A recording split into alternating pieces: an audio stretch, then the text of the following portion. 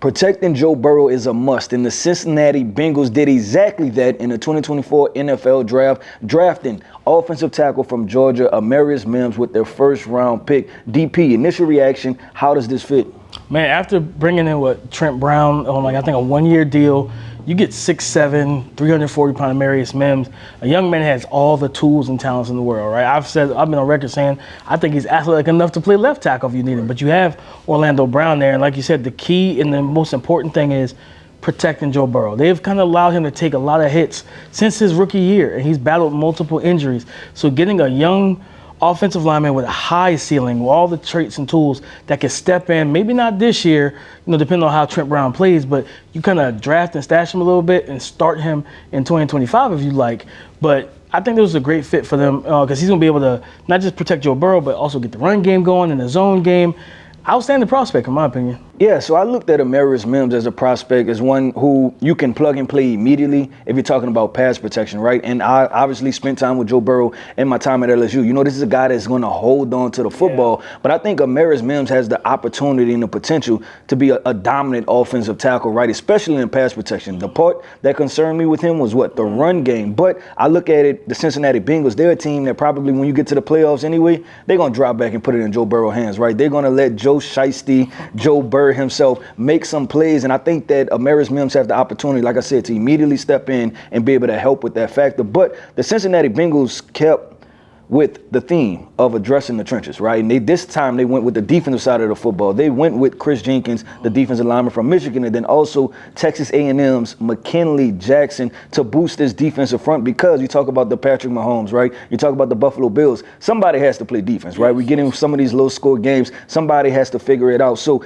adding those two additions to this defense, how do you feel about that? I love it, right? I mean, because, again, you got to, before you can worry about Mahomes, you got to worry about your division. Yeah. Cleveland's going to run the ball. That's true. You know what I mean? Baltimore's going to run the ball. The Steelers are absolutely going to run the football. And getting McKinley Jackson, who's kind of a zero tech, one tech, and then Chris Jenkins, who can kind of play a 2-eye to 3, you play those two guys at the same time. You lost DJ Reader, who was a big-time, impact player on that defensive line in the run game. So now putting these two young men on that interior defensive line, you have Trey Hendrickson and everything at the edge, you'll be able to really control the gaps in between the tackles in the run game and force teams to throw. And they have a solid secondary, some young pieces that you want to see develop. No, I was going to say exactly that. I think this was about building the trenches because they've done a really good job with drafting guys like Daxton Hill, Cam Taylor-Britt, right, who came in immediately as rookies and played a significant amount of snaps. And I look at the trenches, that was a must. And I didn't even think about it. I'm glad you brought that up, the AFC North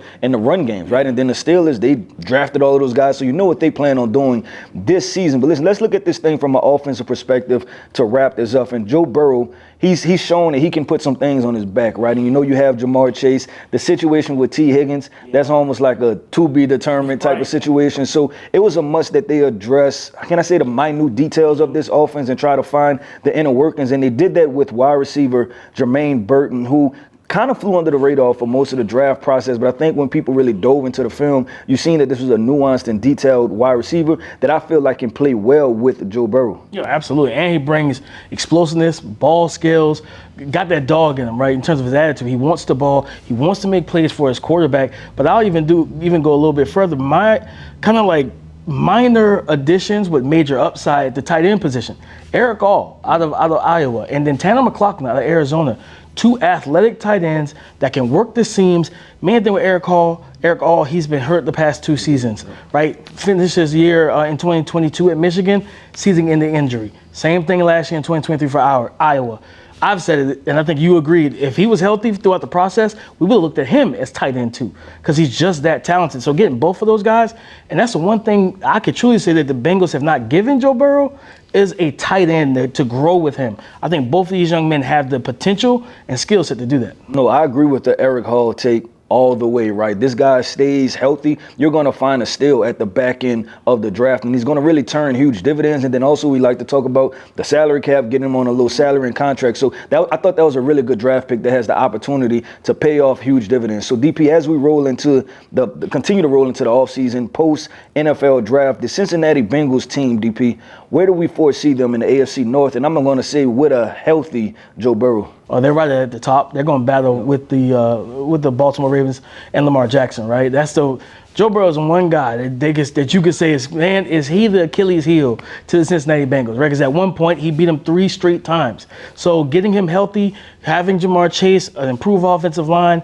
They brought in Zach Moss in the run game after letting Joe Mixon walk. They still have not Chase Young, but Chase Brown. They still have weapons in the backfield. Yeah, no, I really like their chances of either winning that division or being the second team in the playoffs out of that division. Yeah, and I like the fact because this is of the last 3 off seasons, I believe that this is the second off season where they went heavy offensive line, right? Whether that's via free agency or draft, they tried to address those positions. And I look at their draft class, and I think they went heavy in the trenches because they say, hey, we're going to have to win some tough, gritty games because we in the AFC North, right? It's going to get those games to where it's 20 degrees outside, the wind is blowing, and we're going to be able to run the football and be able to stop the run. So let's look at this Cincinnati Bengal class. And DP, what grade we give them? Give them a B+, right? Getting better in the trenches on both sides of the ball. Again, yes, Trent Brown is there for maybe a year. But like you said, Marius Mims has the ability to come in as a day one pass protector and start. So we get to camp, it's more than likely a camp battle that may be a little underspoken of. They may not put it out there, but we could see him starting, week 1 and then addressing the defensive trenches. You lose DJ Reader, getting these 2 young physical defensive tackles. I think that a B+ is more than enough for their draft grade. Yeah, more than enough, but guess what? The most important part was also Joe Burrow, right? So you add Joe Burrow plus this 2024 NFL draft class, and I think we have a Cincinnati Bengals team that's going to compete for the AFC Championship and is going to compete for Super Bowls.